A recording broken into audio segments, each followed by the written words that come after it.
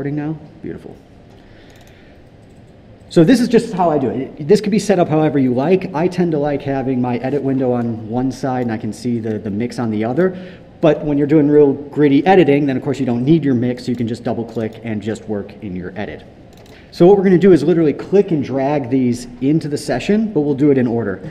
So right now we're going to create tracks first. So I just want to make sure you have that. And let's go back to Pro Tools. So we're going to begin by adding a track.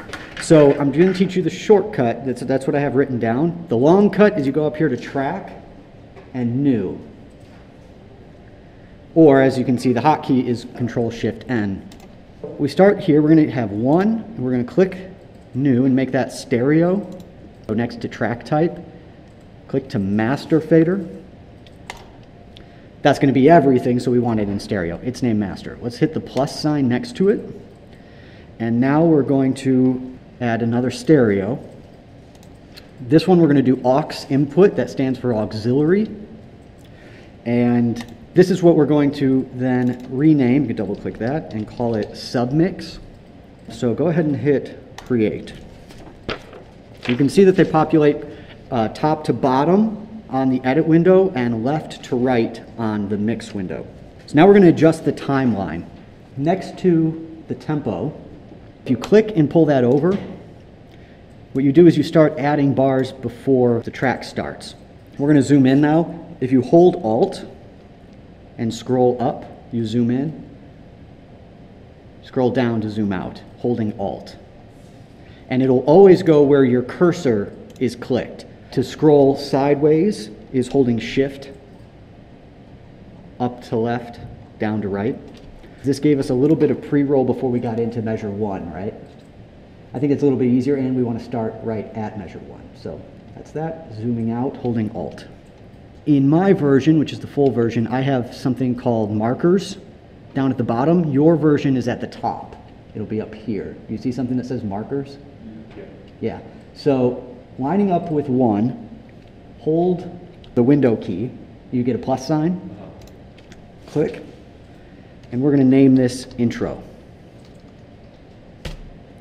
This is how we're just going to label the song as we go through with all the different parts there. Okay, so now we're going to bring in our first sample.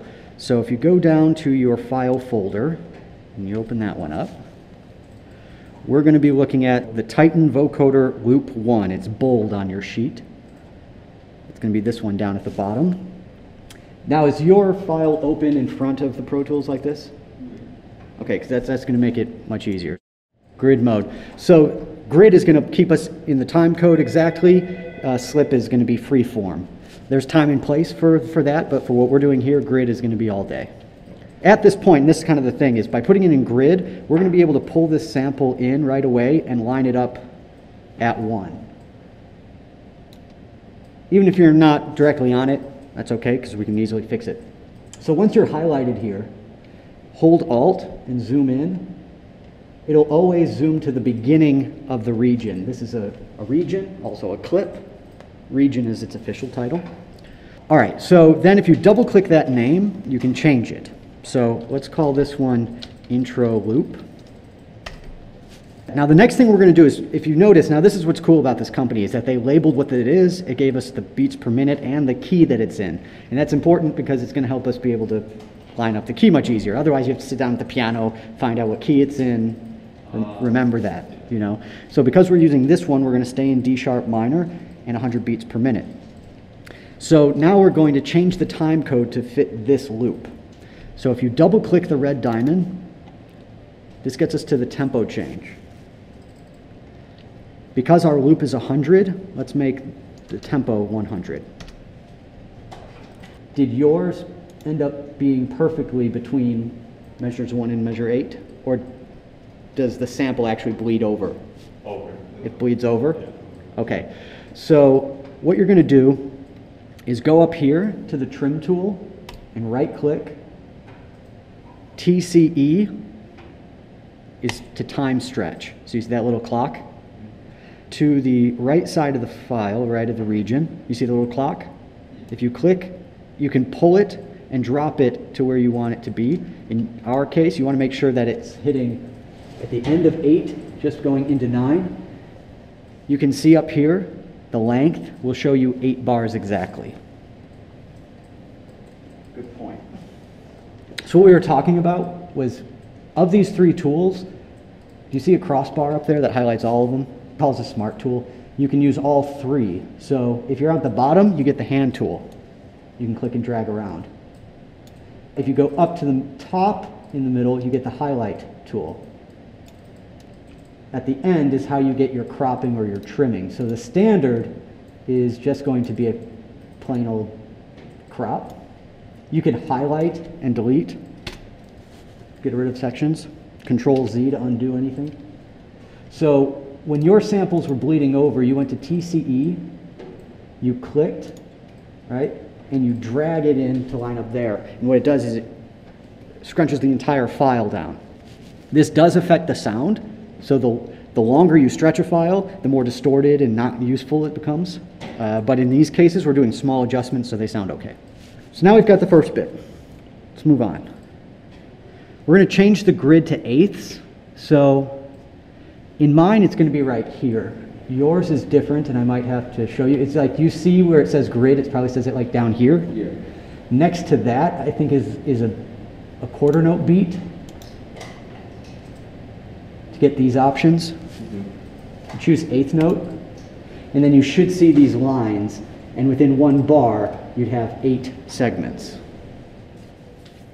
Cool? Yeah. This is going to make it easier for us to adjust because we're not going to do anything more than that. Okay, we're going to add the drums now. Back to the file folder. We're going for shuffle full drum loop. This next one here. Click, drag, you'll see it populate, and this one we're going to line up at 5 and drop. So now we want to stretch this one. We're in the TCE tool, and we're going to click and pull this one to make it longer. So if we want now, we could hit it from the beginning. We clicked here, hit play.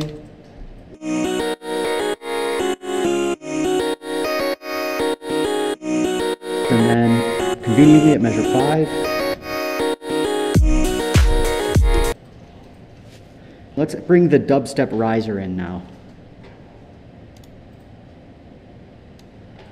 The nice thing about all this is it's extremely repetitive, so like once you do it a few times, it's exactly the same process over and over. So we're going to pull this one to measure 7. Make sure you're in grid mode. And then we're going to TCE this thing down to measure 9. So it was this really, really long riser, but for us it's going to be much shorter. Again, when you're highlighted on there, if you hold Alt, you can zoom in, holding Shift and scroll over. So we want to look at the end here. You see we're measure 8, beats 1, 2, 3, and 4.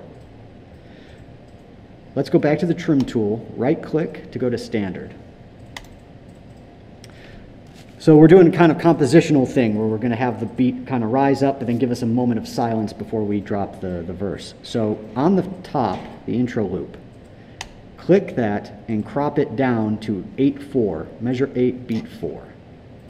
If you want to pull them around as well, you click the name, and then if you pull up, you can see where it's showing you that little gold line. That's to move it around. So this one, if you double click, if you get the full drum shuffle, I'm just going to call that drum loop. And the one underneath it is our new riser, so I'm going to double click and call that riser. Again, I'm kind of just putting this in the line as we go, as we're adding them, but you know, if I'm doing something like this, I'll have my drums as like one whole section, and my bass is a different section, you know, kind of orchestrate it. All right, so with the cursor, click at measure 9, just kind of freely, holding Alt to zoom in.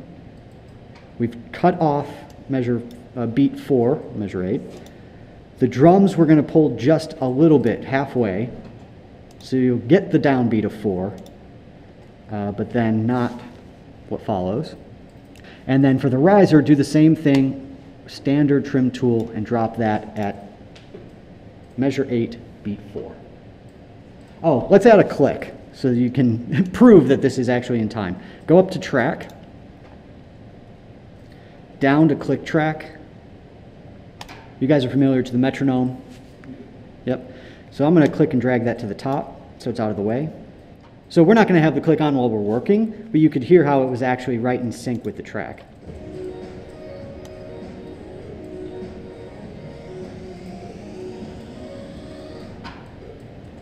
This M button is to mute.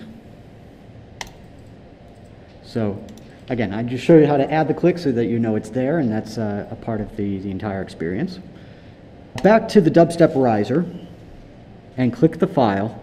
In the notes, I use something because the full program has an actual pitch shifter plugin, but the demo does not. So here's how we're going to get around it. You can see that this riser says it's in G, but we're doing this loop that's in D sharp minor, so we need to change the pitch. So if you go to Audio Suite, you should have time shift, I think is what yours is called, and then pitch shift. This one's called time shift, so they flipped it. So we could change the speed of it here at the time, but we're not going to do that, so we're going to leave it at 100, and we're going to go to the pitch and transpose by semitones. Semitones are the chromatic scale. So because we're in D sharp and we're coming from G, it looks like I have this to go -4 semitones. So you can pull it down, but I think that's inaccurate. So double click and do -4, enter. So we go down from G to F sharp, F, E, D sharp, and we'll hit render. If it were a plugin, then it'd be something that could just sit and we could always play around with it, but this is going to be how this file will always be now. So now we can play it again, and it's very subtle, but the riser is now in the same key.